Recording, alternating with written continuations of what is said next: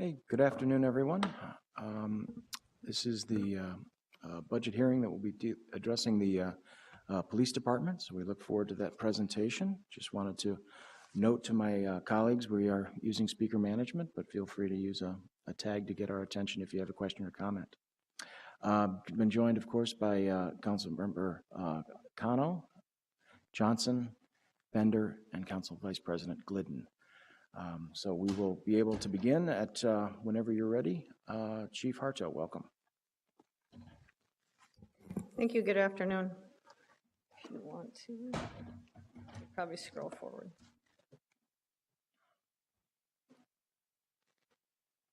So the first slide is the general overview and enhancements. Our programs are the same as last year with very little reshuffling. To meet Bureau Chief lines, special crimes used to be with our juvenile, and then encompassing special crimes. So a couple of highlights in our enhancements. With respect to public safety, we have the COPS hiring grant, year 2. As you know, we pay half, they pay half. This is a 3-year match, so in the 4th year, we'll pay the full amount. Under police administration, there are enhancements for a civilian position for data requests, CSO program, which does include the mayor's enhancement of the $996,000 for CSOs, and then cadets. And just a quick question, if I may, Chief Harteau, I just want to make sure folks are following. Of the enhancements that we're about to go into some detail on, the general fund amount is on the left column, and when you say they pay, the 522, 566, that's the non-general fund? Correct. And this funding source for that is not from the city's general fund, it is from a grant program. Correct. Right. Thank you. So the first program is under emergency response services. That's what delivers our specialized emergency response. We have the redeployment of our SOD. We retain them as a core competency, but increase our officers' ability to be on the street, increase visibility to the community. We have canine and mounted patrol in there. We use those as a very efficient use of resources, for example, in bar close and crowd control. We've enhanced our collaboration with precincts and others and using our police reserves and volunteers. Next slide. Let me do that. So this program links the goals of living well, of public economic activity, a city that works, and then the values of safety, health, and growth. I do want to stress, though, when we talk about public safety, of course, that really does encompass all the values, and so we really can't eliminate any of those, but we're trying to highlight the ones that we feel best suits those. Thank you. On slide 7, our second program is MPD Public Safety Strategies. Those would be our 911 responders. We have our collaboration with community businesses, agencies, nonprofits. We have use of radio link, our directed patrol, community policing, and hotspots. And as you know, we're really stressed to push cops out of the cars and add additional foot beats. This includes our crime strategies, additional resource sharing, and accountability. So we have the COPS hiring grant in there that was awarded in 2013, which provided 10 sworn additional FTEs to address violent crime. Not in a specific area, but to address violent crime as a whole. As I stated, we pay half, so we do a matching. Out of the general fund, it's the $522,000. We do half, and the federal grant covers half. In that 4th year, though, we'll have to absorb the entire cost. Do I have that correct? Council Vice President Glidden, what do you have? So just because I know I've heard in other presentations questions about this, what's your authority right now? Is it 860, or is this year's 850 and 2015 with this would be 860? I just have been confused on this in the back and the forth. Originally it was Don't Mr. worry Chair. about it. Just Okay. continue. I'm like getting back into formality. It was the 850 and then 860 for 2015. What do you mean originally? We were budgeted for 850 for this year. Right. So we would go into June with the 850, and by the end of the year, we had projected to be somewhere between 850 and 860, depending on attrition and how we were able to hire. Okay. Okay.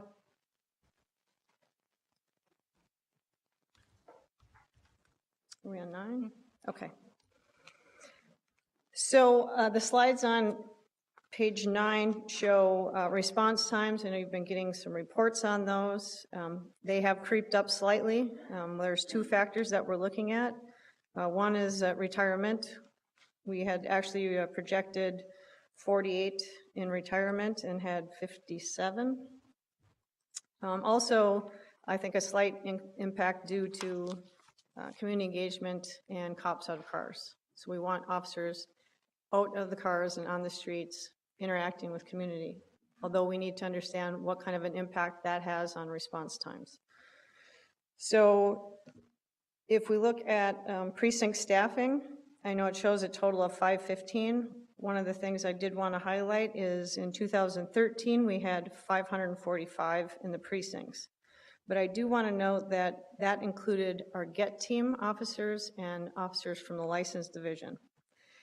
They did not have patrol duties, however. So when we did a restructure and moved them organizationally, that changed our numbers. So in all reality, as far as people assigned to patrol, we have 525 in 2013 versus the 515 we have today. So we have remained relatively flat with our numbers in patrol, due in large part to restructure.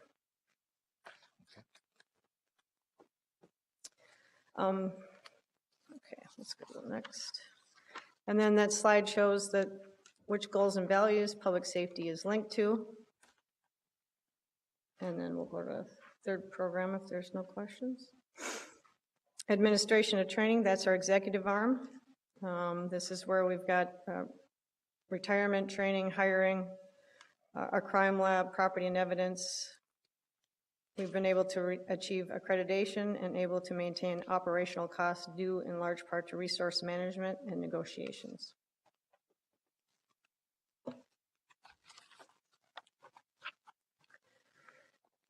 On slide 12, on the top left, you'll see our diversity in our numbers in hiring. It breaks down to CSOs, cadets, and recruits.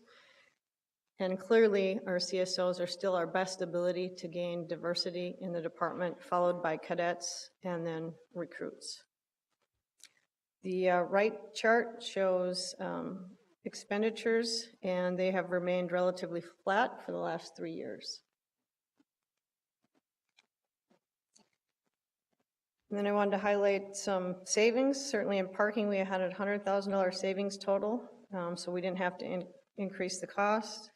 Our special duty, we decreased our hours of special duty assignments by 10,000 hours between 2012 and 2013. That frankly allows people to spend less time away from their regular duties and be able to either be in investigative capacity or work their patrol duties. Eliminated budgetary leaves, and that saved us $85,000 last year.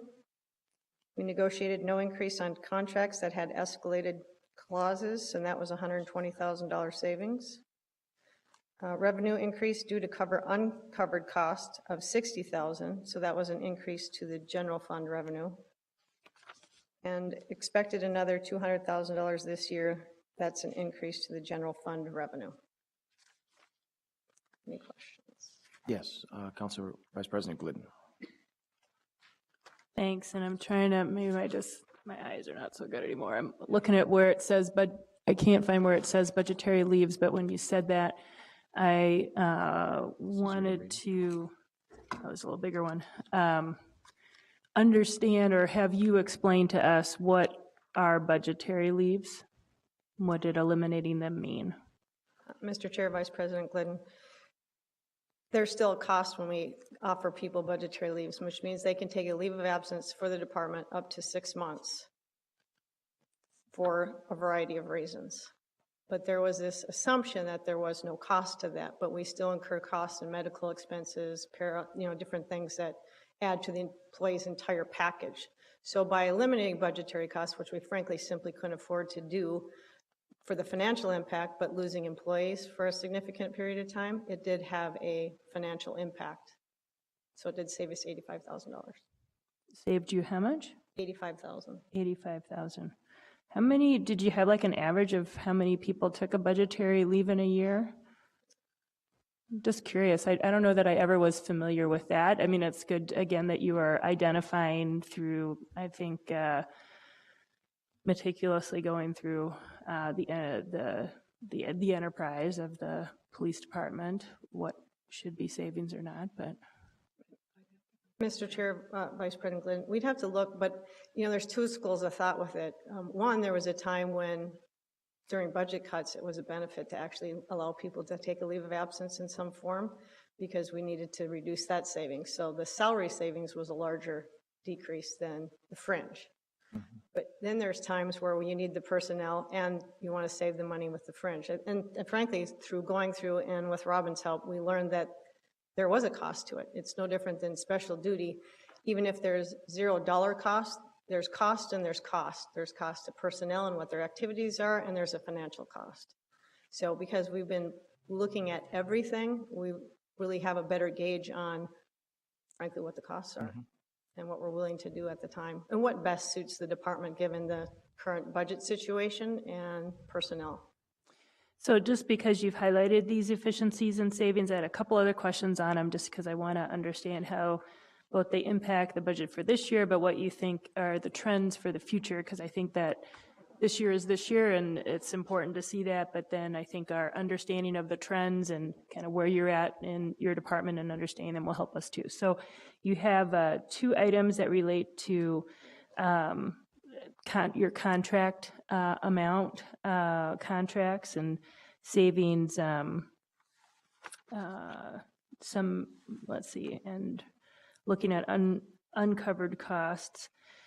I guess I think I had understood from some of your budget staff that we've done a good job in the police department of kind of keeping those contracts at a steady or flat level, but that might be a challenge in the future. So again, I want to know if you could speak to that and what you think some of the trends will be. And maybe that's coming later, but. I'm going to ask Robin to address that. Okay. Chairman Quincy, Councilmember Glidden. There's actually a couple of things that we've been doing over the past year and a half to 2 years. One is that through Sandy Christensen's efforts and looking at the city and looking at our overhead rates, we've taken some of our contracts, and in the past we had just been charging for payroll charges. If somebody wanted to hire us to do particular services, I'll use the Vikings as an example, okay? And so we would just charge them for payroll services and nothing else. And then, when you really go down to it, those people are supervised. They have assets that they're using that are part of the city, computers, phones, that types of thing. And so we've, increased our revenue requests for these contracts to encompass more of the overhead costs. Now that's something that we're trying to transition, and we're doing it over a period of time because it is a change for some of these people who have been with us for quite a while as far as purchasing our services. The other thing is we've had a really good, I think, success rate with some of our vendors in holding their contract costs steady and not charging an inflation factor each year. My concern is that they've really held them for most part for the last 3 years.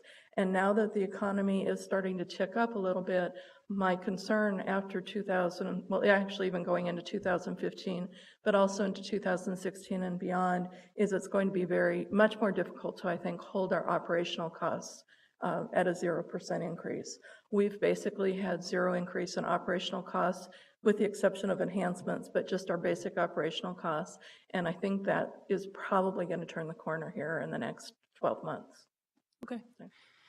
And then I think this is more for the chief. You've identified several work efficiencies you put together, and I realize these are all, in the scheme of your budget, they're small, but they represent, I think, substantial work to, again, kind of identify a package of things. Do you think those work efficiencies are going to hold true into the future kind of year after year? Or again, was that something that, just because I've kind of, over the years, know there have been different initiatives off and on, and sometimes they're sustainable, and sometimes they're things where we ask folks to kind of tighten it up, and it's something that kind of can only really sustain for a set period of time. So do you think these are going to be ongoing efficiencies? Mr. Chair, Vice President Glidden, I think some of them have the potential, but as we've really flatlined, I think we're going to reach the bottom. And so I would anticipate that there would be, some slight increases as we move forward, depending on which things we're looking at. Councilmember Kano. Thank you, Mr. Chair. Chief Harteau, I am looking at page 12, I believe. It's kind of page 11 on the top, and then there's two graphs on the bottom.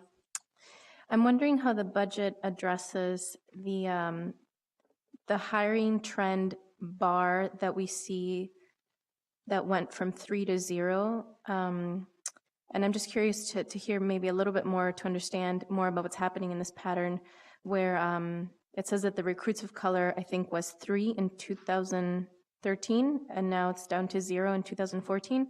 And it's interesting to me because the language is a person who is post-eligible and can be an officer immediately. So I'm just wondering how the budget addresses that particular pattern, or what's kind of behind that decrease. And, you could argue that it's not a significant decrease because it was only 3 in 2013, but I'd like to hear more about what that's all about. Mr. Chair, Councilmember Kano. The challenge with recruits is a couple of issues. One, we generally don't get a very diverse pool of candidates who are already post-eligible that can be police officers. So that's a challenge, and our military veterans tend to rise to the top of a list because of the system. The second part is we're losing people in our backgrounding process as well. So when we plan for a recruit class of 25 and we end up with 11 or 12 due to the backgrounding process, things that would automatically disqualify them, felony convictions, DWIs, theft, those types of things, then it has a budgetary implication because we're not able to hire as many as we had planned for. So there could be some cost savings. Unfortunately, it's not the personnel numbers that I'd like to have, but we still want to hire good quality candidates, and I think we can do that. And we want to diversify, but the best way to do that is with our CSO program and our cadets. And what I'd like to see as we move forward is we are taking almost solely from our CSO pool, that we diversify an incredible list of CSOs, that we have this constant pool, and that's where we draw from for our next recruit class. Thank you. Please continue. All right. Do you want to go to the next? So under the administration and training with those charts, one of the things, because we didn't hire for so many years, we did not have a hiring and training budget. So the mayor's added the CSO cost as an ongoing budget item for us, and that will help. But it does not address recruit training costs in an ongoing basis. So there's training costs for an FTO program and other processes as we move forward. Can you help illuminate a little bit of what training costs would be? Are they just for the recruit or for the cadet, or are they also supervisory training costs built in as well as any other curriculum? Right. Mr. Chair, briefly, and I probably would forget a thing, but the majority of the costs come from having to staff our academy with academy staff. The other would be in the FTO program. We have to pay officers 1.5 hours to participate in the field training program. So that's above and beyond what they make. So it's another 1.5 hours for them. So that's a significant cost. Am I missing anything that is a real highlight? Very good. And thank you, Robin. This is why I have her. She's good to keep me in check and remind me of the Hennepin technical education piece of it that it costs for.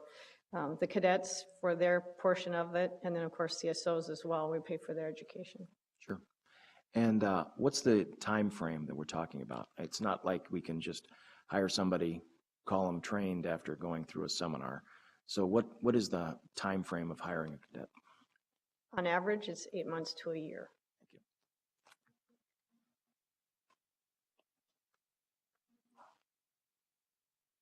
Oh, I'm sorry. Councilmember Cano, did you have a question, or is that? Oh, that's fine. Go ahead. Thank you. And I just want to add, with the process for hiring, we are working on ways to do things in a parallel fashion so we can cut down the time, because we're clearly in need to hire, but we don't want to diminish our hiring process nor our standards. So we're looking at other ways in the process where we can eliminate some of that time and do things in a parallel way and not have to wait for one thing to finish before we can start the next part of the process. Sure. Councilmember Wasami has a question. Thank you, Chair. Chief Harteau, I have a question for you with regards to the community service officers, the $996,168. That's just a one-off 2015 recruitment drive, correct? Correct. Okay, and what would you like to see in terms of ongoing recruitment, in terms of the budget? What would be a good figure to have on an annual basis in order to catch up with those who are going to retire and also diversify the police force? Mr. Chair, Councilmember Wasami, we're continuing to evaluate how much we could actually hire. I mean, on average, 60, 80 per year would be somewhere where we can handle at this moment in time. What we need to look at is a long-term strategy and know that we need to attain a certain place within 5 years, or, and frankly, this is a part of a larger discussion of what kind of police department would the council and the mayor like? What kind of activities do you want your police officers to do? The more we have cops out of the cars, the more we engage with the community and we do things outside of answering 911 calls, the higher numbers we need. And there is no mathematical equation that says you need this many officers for this many residents. It depends on what kind of police department you want. And I think we're all in agreement with the type of community engagement we want to be. And so we need to look at what that increase might be and where it is. So the 20, let's say the 20 cadets that we'll get with this amount of money is not going to be sufficient going forward. We still need more. Correct. Correct. Okay. Thank you.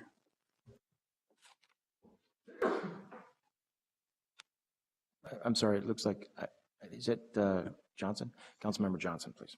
Thank you, Mr. Chair. Just a quick question on the 2015 projected attrition at 20.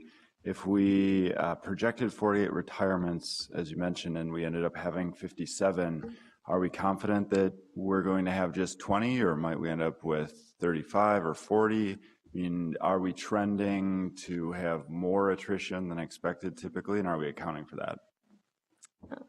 Mr. Chair, Councilmember Johnson, it's not scientific. We do our best to estimate how many we will leave based on past, on just the makeup of the department and the ages. But what we're trying to do is ensure that if we have a few more that leave, we have the ability to pull more CSOs, get more recruits, have a lateral class like we did. There again, we planned for 25 and got fewer because of the backgrounding process. But we're trying to be as efficient as we can and working on our processes so if we needed to, we could add a class of any of the three and get us to the numbers where we need to be. And it takes a while to get those classes online. So are we, if we've seen that attrition is happening at a faster rate, I guess, is that -20, is that 20 that we're losing to attrition, is that at a faster rate, those 20? Or are we still using the same formula that said we were expecting 48 and we ended up having 57? Sure, Quincy, Councilmember. This year, the current year, 2014, was kind of an anomaly because of the pension change. So normally we wouldn't see 57. We would actually have been, we've been trending around something between 28 and 33, 34, 35. In the next 2 years, because we had so many people taking advantage before the pension changed, we had so many people taking advantage that I actually expect next year and 2016 to be light as far as attrition, because a lot of those people who maybe would have left next year have already left. So after that, I would think that our attrition rate is probably going to be back to the 30 to 35 range, but for the next 2 years, I think it's going to be down. Great, thank you. Very helpful. Thank you.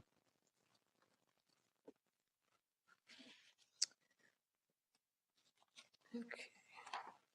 Let's do 15.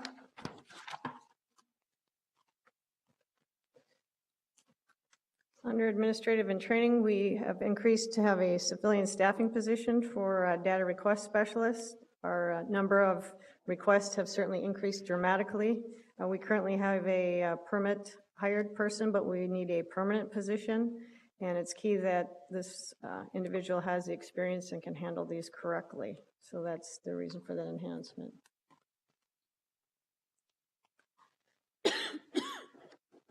The following slide looks into the civilian positions, and you will see compared to our peer cities, we lost several civilian positions due to cuts a few years ago, and so we are still hovering around 13% civilians to sworn, and compared to 24% civilians in other cities. We are looking at all of our civilian positions for 2015. We need to see a few things: what our needs are, how we are utilizing them. Are the current positions, frankly, still relevant? There are some positions that are not adequate and suited for the needs that we have in today's age of policing and in our processes. So we are taking an entire evaluation of the civilian position. And then, of course, the cost of a civilian is less than sworn, but we want to maintain our street level and then, but also have support. So I can see that in analysis in some way. We're finding those incredibly valuable positions, being able to help us get the intelligence and the information we need so we can react on a street level. One of the things I wanted to note too, to give you some history of staffing levels for us, just in general on sworn, is we had a high of 938 sworn officers in 1997, followed by 916 in 2008, and that we had a low of 704 in 1987, which was when I was hired. And that was the beginning, frankly, of this hiring peak where we just hired. I was training within a year of being a cop. I don't want to do that with my folks. I was not ready to train anybody. I barely knew what I was doing. So I'd love to get in a place where we have a level amount of hiring and we don't have the peaks and valleys where we're always having to reinstitute the training. We're hiring a bunch of people. We're trying to do it quickly. It's taxing and it's not effective. It's not the best way to do things. This is the largest police department in the state of Minnesota. People know to come here, but they stopped thinking about us because we weren't hiring. We want them to always think about us. We want to capture the best of the best. And the way to do that is to really have a hiring strategy every year and know we're going to try to maintain a certain level that you folks deem is appropriate based on what you want your police department to look like.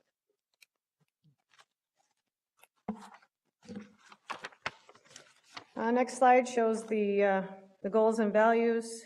And I will say the next several slides, I'd like to go to page 30 unless you have questions. There's nothing's changed. It's all has been a part of results.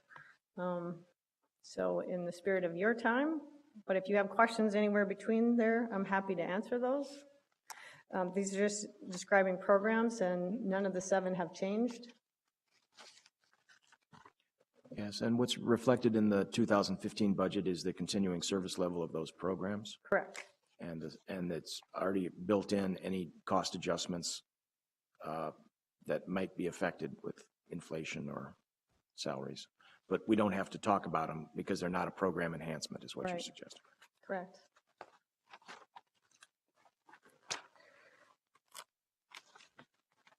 So, a couple of my favorite slides, of course. I'm sorry, before we begin, Yes. Councilmember Yang. Thank you, Mr. Chair.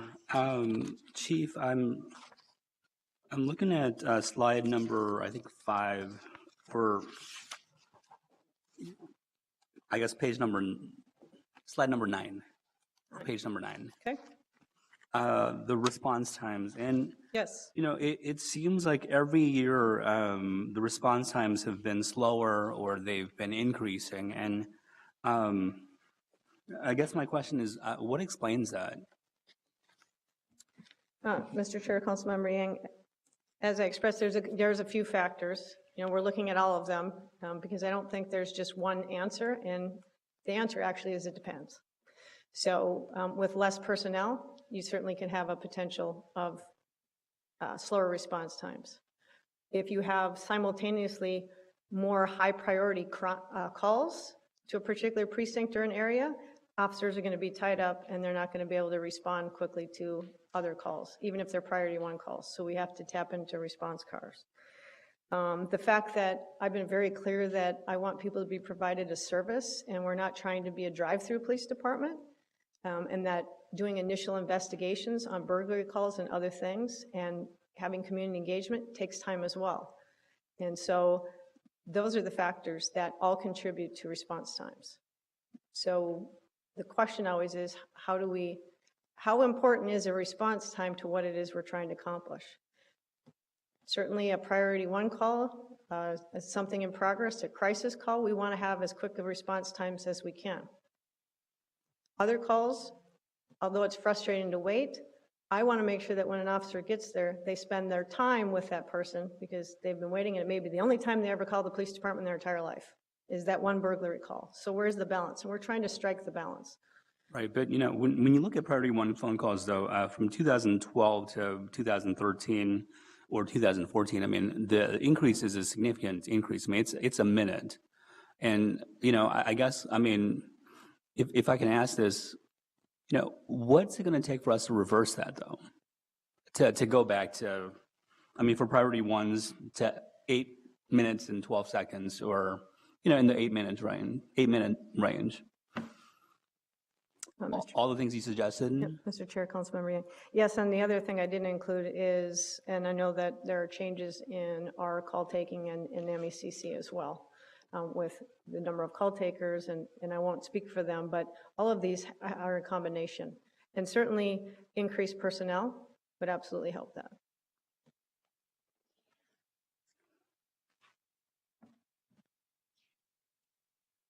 Please continue. Okay. So, page 30, is that where I was? Okay. So we're continuing on our path for excellence under MPD 2.0. Some things I want to highlight that, you know, we're incredibly proud of, and I'm sure you are as well. We've received national accreditation again for our crime lab. With our property and evidence, we didn't get as much press as I thought we should, but we're the first in the nation to receive accreditation. And that's a huge deal. It's not an easy task, and to have the first in the nation is very big. We certainly had some successes nationally with the All-Star game as well. Our juvenile diversion program, we're really working on youth efforts and making sure that we don't have just our juvenile division, and we're working on making arrests, and that's critically important, but we have juvenile diversion, which is why it's its own unit, and we're looking at restorative justice and working collaboratively with all our partners, Hennepin County Attorney's Office and others throughout, to really increase that network and resources for them. NIBIN, I'm sure many of you heard about that. That is going to help us significantly with addressing violent crime and connecting. We've already solved cases and homicides due to NIBIN because we can track the gun and things that we're doing with bullet casings. And then, of course, other initiatives, our Police Executive Research Forum program in Cedar Riverside to help us build police legitimacy in communities of color that we will be taking to other parts of the city with lessons learned. Fair and impartial policing training that every member of this department, including myself, I've already had it. I was one of the first to go through it. So we can talk about implicit bias and how people police and how we think.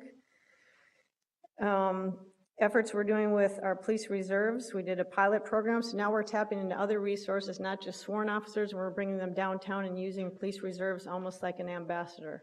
You know, tapping into other things, not just sworn.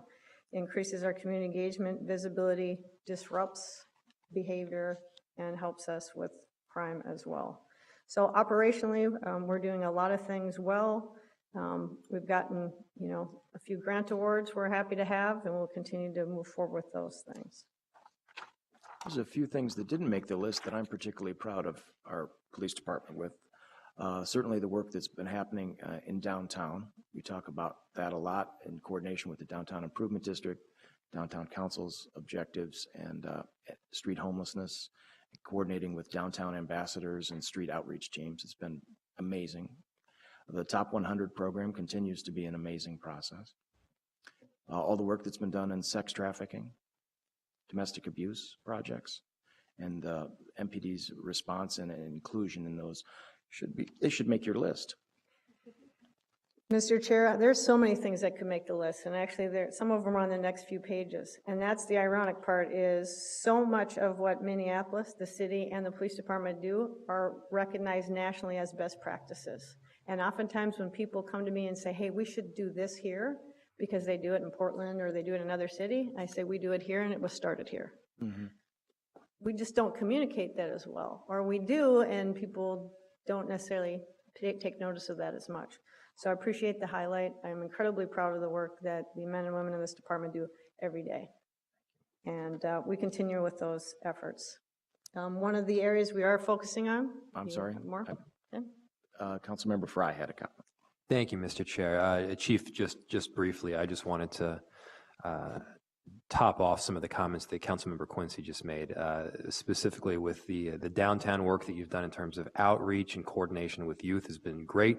But in addition to that, what I really appreciate is the reserve officers that we've seen down there, especially around bar close time, and then sort of the diversion of officers, both from the day shift as well as the dog shift to what's kind of now becoming the power shift. And I know I've been working a lot with Inspector Arredondo on the topic. And while, I think I mentioned this in one of the previous hearings, it's really frustrating when you have a series of really good months and then one bad event or shooting or otherwise occurs, and it's like all the good stuff has been washed away. So I wanted to compliment your efforts on that. It's clearly we still have a long way to go on a lot of these issues. Yeah, nothing further. Thank you. Thank you for the comment. Thank you very much. I would echo, we're not done. And one of the things that we talk about all the time is what more can we do? Every meeting we have, every conversation begins with what more can we do? And community engagement certainly is one of those. But I'm incredibly proud of what occurred in 2014 with respect to community engagement. This is just a snapshot of things that we are doing, and many of them have not been done before. And so connecting cops with their community outside of 911, that's something that I think is incredibly important, and we're seeing huge successes in that. We're also seeing an increase in crime because people are reporting crimes they wouldn't normally report, domestic violence being one of them. But that's okay, because we want to know it exists, because just because they didn't call us doesn't mean it's not occurring. And that leads into other things. And the same in Cedar Riverside, we're getting more and more folks who feel comfortable. We're being legitimized as a group that can police the neighborhoods, and we're going to call you. And so that's a good thing. We're bringing faith leaders as partners into our organization. We have community chaplains, and we're working hand in hand. Some of those chaplains have been on ride-alongs and are actually diffusing a lot of situations by participating. I go out on Sundays and I speak at services. It's a great opportunity for people to hear directly from me. It's a great opportunity for me to help recruit, and I also have an opportunity to talk about all the great work the people of the police department do every day. We're also providing youth a voice.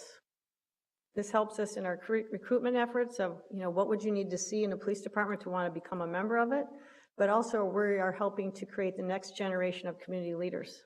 There are a lot of folks that have been around for a really long time, and their voice is valued, but the people who haven't been valued or heard enough are the youth. And I mean youth up to 24, 25 years of age. So we're looking for ways to communicate with them. So this is just a snapshot, and frankly, this snapshot just, there's things that I myself have, most of these are things that the chief is doing. That doesn't even include all the things that inspectors and commanders and others are doing to outreach to the community. And the flip side of that is, I'm always open to options. So one example I've heard recently is, hey, you should have an open house so people can come and talk to you. That came from Michelle Gross. And I said, you know what, that's a great idea. So now I do chat with the chief once a month. We open up the door. I go to different precincts. I'm going to probably go to different community centers, and people have opportunity to come and talk to the chief. They can tell me anything they want to tell me. But I'm always interested in ideas. You know, the ideas don't necessarily have to come from the police department. They can come from anywhere. But first I have to hear them before I can implement them. So we've had some good successes with that. Thank you. Councilmember Warsami, followed by Councilmember Fry. Thank you, Chair Quincy. Chief, I just wanted to thank you for the great community outreach that you've done over this year, especially in Cedar Riverside. And we would like that to be extended to all the other neighborhoods of Ward 6, because we've learned that, you know, having the police officers there engaging with the community, engaging with the youth, engaging with the mosques and the places of worship has had a tremendous effect. And we get a lot of positive feedback in our office about, you know, the change in the atmosphere in the neighborhood. And also crime has been down this summer, and, you know, we've been very fortunate. And we would like that model to be extended towards the rest of Ward 6 and the rest of the city. So thank you very much for that. Thank you. Next slide. I'm sorry, we still have okay. Councilmember Fry in queue. Thank you, Mr. Chair. I probably should have asked this question during my previous comments. You know, a lot of these statistics, some of them are, you know, positive, some are negative. One of those that is a bit troubling to me is the slight uptick over the last 3 or so years in the number of guns used in violent crime. That's particularly concerning to me, as representing, you know, a downtown and east side there, as well as you know, I'm of the opinion that there needs to be pretty substantial reform in terms of gun legislation at the state level, and perhaps this is something that, you know, with your guidance, that we could bring through our IGR committee coming up here. And I realize this does not directly pertain to the budget, but it certainly indirectly pertains. Do you have any suggestions as to either what we could do at a city level to reduce the illegal proliferation of guns in terms of enforcement, or what we could do at the state level to perhaps prevent people from using a gun when it's not at all necessary? Mr. Chair, Councilmember Fry, that's a big question. I have a lot of thoughts on it, frankly, and I've been, as many of you know, very involved. Gabby Giffords was just here. I certainly support Senator Klobuchar's bill and work at the legislature in order to, we know that there's certain times, certainly in domestic violence cases, where people are more vulnerable than others. And when somebody's seeking a temporary restraining order is one of those times. And so there's a lot of controversy when it comes to guns. And I'm interested in decreasing gun violence. This is not about gun control for me. It's about reducing access to guns and gun violence. So we've held gun summits and trying to have a regional approach. This is something that the city of Minneapolis is not dealing with alone. This is something that every city, and certainly every large urban city in this country, is dealing with. So regionally, we need to start coming together and looking at gun shows and the universal background checks and the way that people are having to get guns. Because frankly, yes, my cops are getting more and more guns every year, but we continue to have shootings and there continues to be another gun. Why is that? So we need to look at things that we can do, and the more we have, I'm on Gabby Gifford's executive team as well to discuss, because I think the one common thing we can talk about is the safety of women and children. And that's where we can have an impact. And so I'm happy to participate and have been. I do it on a national level, and now I'm starting a Minnesota chapter for all the women that are part of domestic abuse and shelters, and we're all coming together and saying, what can we do to help move some of the legislation and push on universal background checks? And from a city perspective, potentially looking, and we've talked about this before, you can, if your car gets stolen or lost, you will report that. Your gun gets stolen or lost, and nobody is required to report that. And that may help us start to identify where when we're investigating cases and we go back to the gun owner and we find out, well, I haven't seen that gun for 10 years, or I don't know what happened to that, or I sold it to so-and-so. Well, I forgot their name, but So those are constant struggles, but we need to do this on not just a local level, we need to do it on a state level, a regional level, and a national level. And it's about gun violence, not gun control. I'm very pleased that you're looking at those pieces. That really means a lot about the best news that I've heard today. And when time permits, I would love to sit down with you as well as perhaps IGR Chair Glidden to go over potential changes we could see in state legislature next year. Thank you, I Thank you. appreciate that. Any other questions on that slide? So this last slide in respect to basically 2.0 is about our communications. And that's part of transparency, is getting information out. And I am very lucky to have hired 2 civilian public information officers this year, John Elder and Scott Soroka, who I stole from Carol Levitt. And we have to find ways to communicate and get our messages out. We are continuing to be challenged and frustrated, frankly, with local media. We've got neighborhood papers, we've got social media. People don't, how do you get messages out? We need to figure that out. So we have developed a strategy. We're working on Twitter, Facebook. I have my own. We also have YouTube. I'm going to start to use that more so that people can get messages directly from the chief. You can have those, the community can have them, and they can hear my comments in entirety. I can do it fairly quickly, and they're in context. Council Vice President Glidden has a question. Thanks, Mr. Chair. And just one kind of small point I wanted to make on this is that in addition to your, public information officers, PIOs, a lot of times I think a lot of us who are engaged at the neighborhood level consider the crime prevention specialists to be those communicators for the department. And they aren't the official, kind of press release communicators, that kind of communicator, but they get a lot of communication requests from neighbors. They're kind of put on the spot a lot. I think they do a great job in kind of understanding what they themselves have discretion to say versus when they kind of go up the chain. But just curious about how you are incorporating those crime prevention specialists into your overall communication strategy, if there has been thought about how they are part of the communication strategy and how that might work better.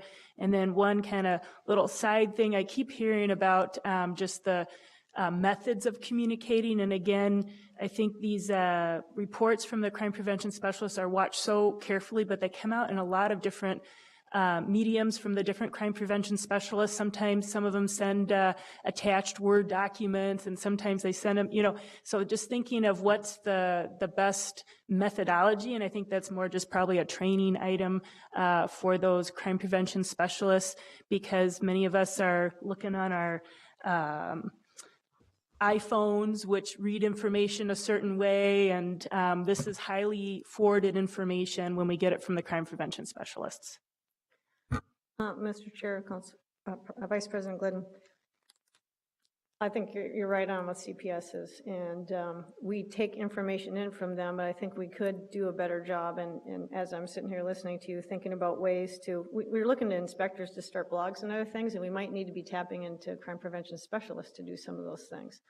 And what I would ask of this group, though, would be, because you hear from constituents, and you know what works best, so with that voice, tell us what it is you like to see, and then we could put a package together and have more consistency with CPSs and say, okay, here's what we're hearing the community wants to see it. They want to see it in this format. This is the information they want to have. And then we produce something that satisfies what you feel is best. So if we could hear from you on what those things are, because we may not even know what all of the CPSs do specifically, because they are very different and the issues are different, but I'm sure we could walk away with a package of best practices in that. So, thank you. That's a terrific comment. I don't know if this is our first budget or maybe last year's budget included the CPSs. I remember doing struggles trying to get CPSs back into the police budget, so I appreciate the chief's engagement and participation in the CPS programs, and of course the mayor's recommended budget includes that, so yes. Thank you for that. Thank you. I'm sorry, what did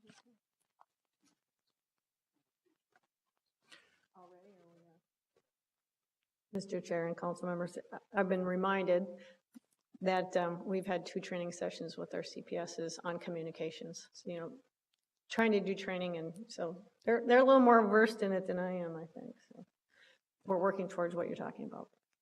Great.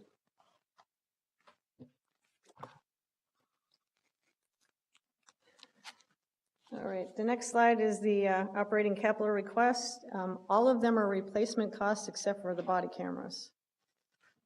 So milestone cameras, their replacements are $4,500 per camera. We have 200 fixed throughout. Many of those, and that includes along the Greenway Trail, are monitored at MPD precincts and at the EOTF. We've got an in-squad video upgrade, which will replace all the remaining VHS video records with digital units. That'll help increase our reliability, and it's easier to store for long-term data and provides improved quality. Any questions on that?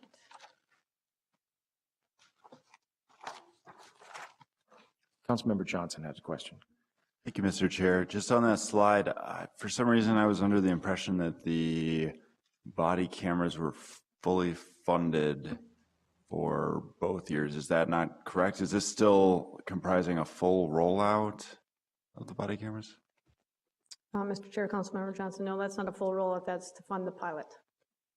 Okay. Thank you.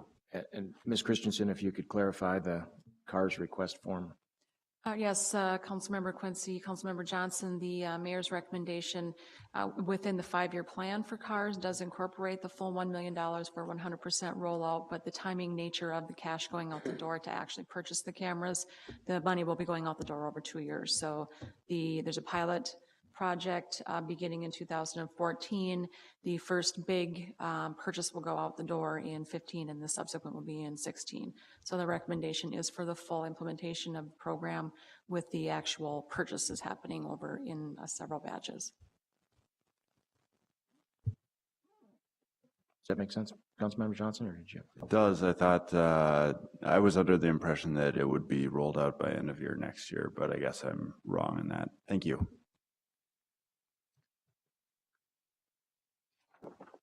Any other questions on that? No, we're good. Okay. Next is the capital recommendation, and that's with respect to Hamilton School. So I just wanted to make that noted with the recommendation for our space needs, safety, security, to have our own facility. I don't know if there's questions. We're currently in negotiations, so I don't want to get into that too much. Let's not negotiate the deal in public and Exactly. let the school district knows what we're Yes. thinking. Okay. Okay. All right, and then 2015 compared to 2014. So we have an increase in special revenue funds, $525,000 for the COPS grant, $211,000 for related fringe and fringe increases. The general fund of $1 million projected under the budget in 2014. Some major expenses to hit in November, such as performance pay, comp time payout, and eventually the wage reopener. This also reflects the salary breakdown and average FTE down from about 25 from the budget. Okay.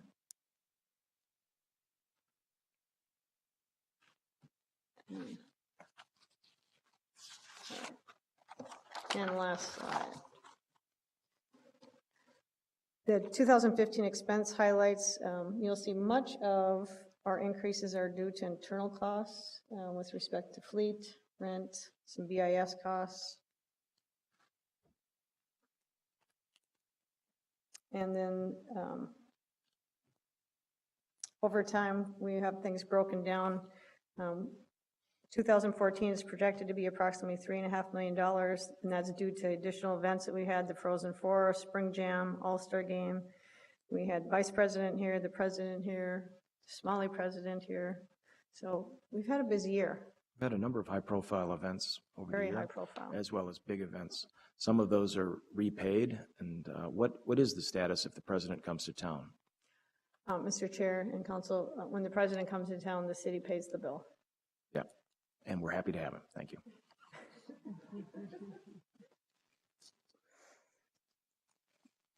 And we're happy to provide such a service. So I need to certainly thank my staff and thank Robin, who has done a phenomenal job of literally not only managing and looking through things, but really evaluating and understanding and helping us understand what the true cost of the police department is, where we can save money, where we can be more efficient.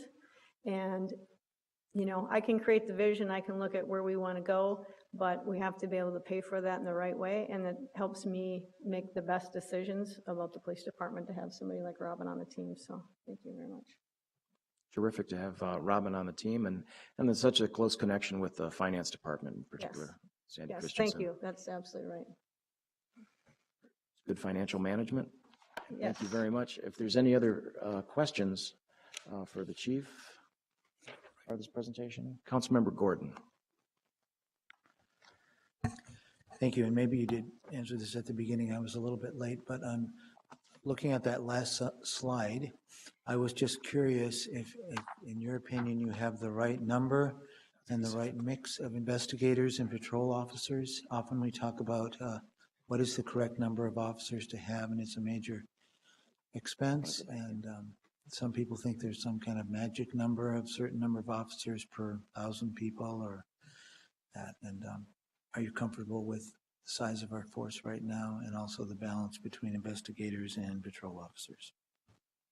Mr. Chair, Councilmember Gordon, as I've stated, I think it's part of a longer conversation. There isn't a magic number. It's the what kind of police department you want, what you want your officers to, you know, to be doing.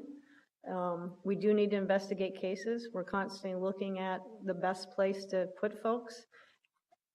With the numbers we currently have, we need to ensure that we have our precinct staff. That's the front line. We have to be able to respond to 911 calls. That has to be the priority. Would I like to see an increase? I absolutely would. Do I want to make sure we can investigate cases and we're not just out answering 911 calls and we don't have the ability to make arrests or get people charged?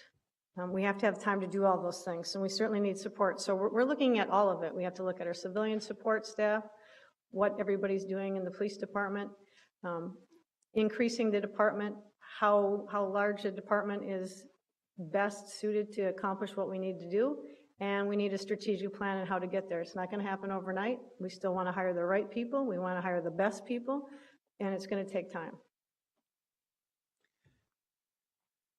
Did the number of officers in the mayor's budget agree with what your recommendation was? I guess I'm just,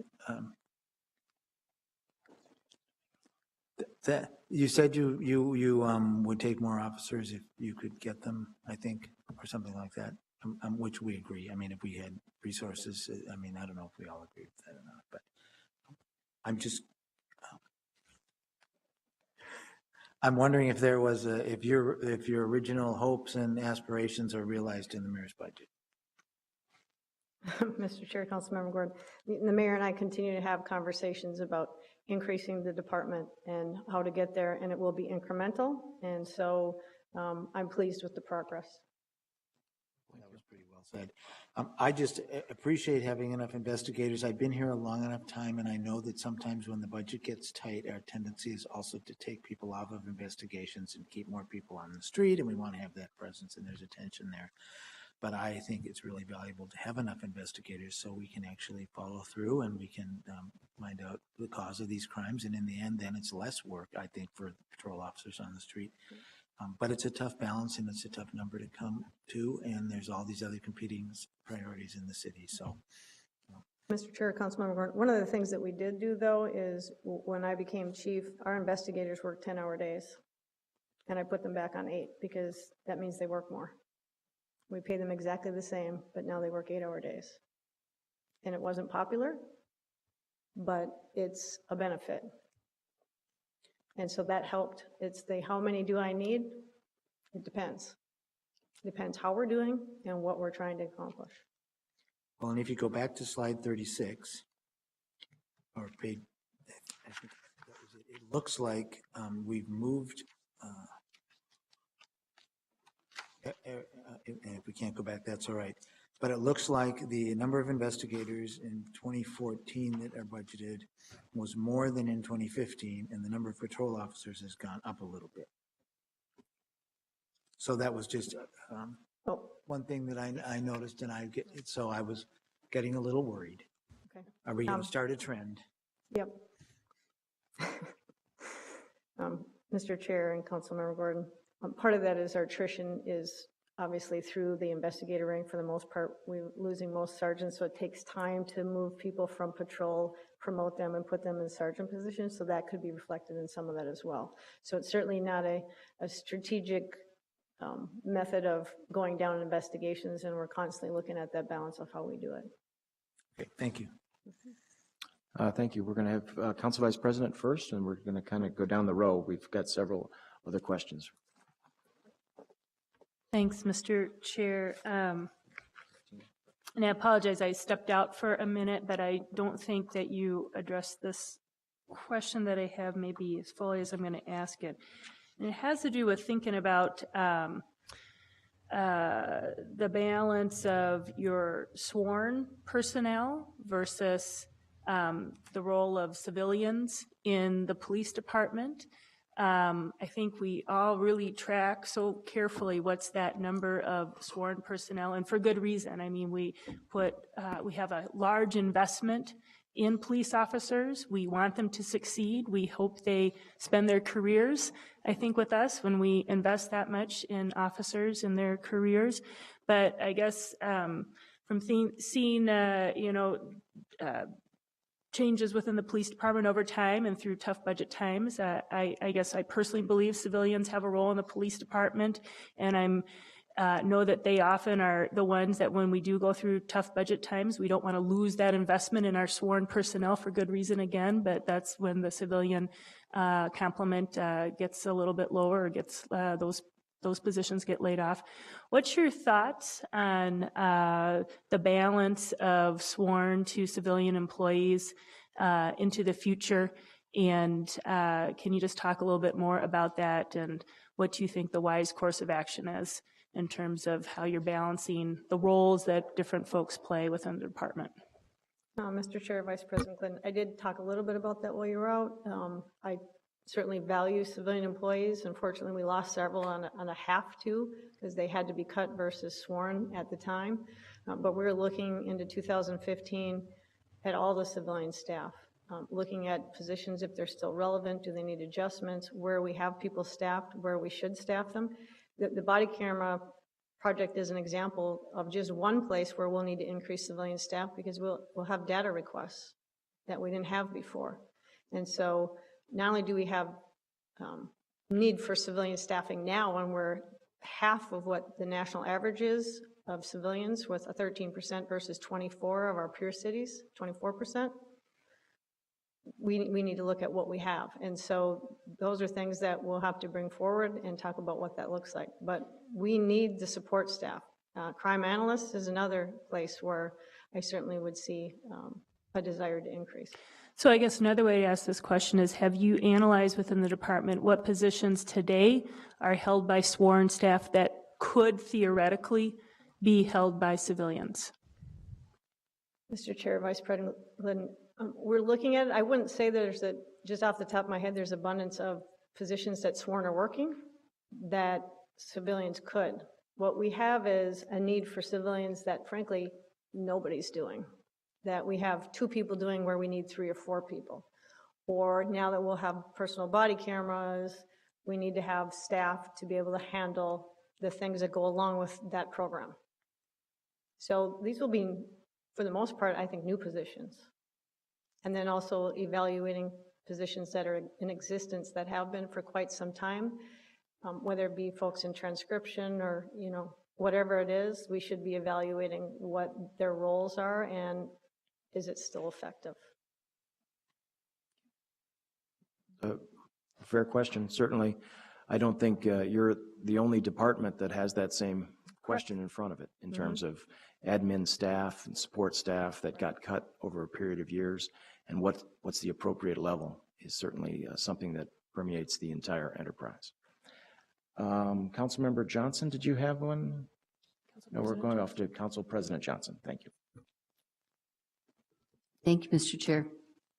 And, you know, Chief, it's interesting to hear people talking about the civilian thing, because I think one of the things, I'm sure your officers, where they used to have transcription people, now are all do their own reports, and it's just a different world, so skills are different. But my question was about the 10 FTEs that are the grant funded. Have those people been trained, and are they on the street yet? And I know we're going to use existing people. I get that, but I'm just wondering if that assignment has happened yet. Mr. Chair, Council President Johnson, yes. My people left me. They're in the FTO program. So they're not permanently assigned yet. They're doing their training, so they're at various precincts. We haven't permanently assigned anybody yet. Okay. When do you think that will happen?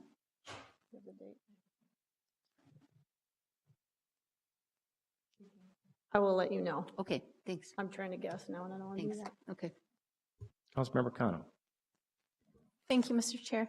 Chief Harteau, how much of the money, how much of the budget goes to helping us assess the issue that came up with the low-level arrests? Do we have a dedicated funding source to kind of look at that and provide some analysis and recommendations about changes? I'm not sure I understand your question. So do you have staff time or program money dedicated to analyzing the low-level arrest data that was just recently presented by the ACLU, so we can glean some lessons learned and come up with recommendations for changes? Mr. Chair, Councilmember Kano, I don't have dedicated funds for that, people that are in existence. That'll be part of their job, so that'll be in addition to what they're currently doing. And that'll have to be a part of the assessment moving forward with, do we have enough? And do they have enough free time to do both things? So we'll evaluate that. Okay. All right. Well, I'm not seeing any more questions. You get extra points for being 45 minutes early. Yay. So thank you very much for an engaged discussion amongst council members and for your presence, participation, and all of the preparation from all the staff that went into doing this. Thank you very much. This concludes our business for the day. So we are, of course, receiving those actions as the course of the day. And I guess, what's the next date? That's all right. We'll catch up next time. Thank you very much. We're adjourned.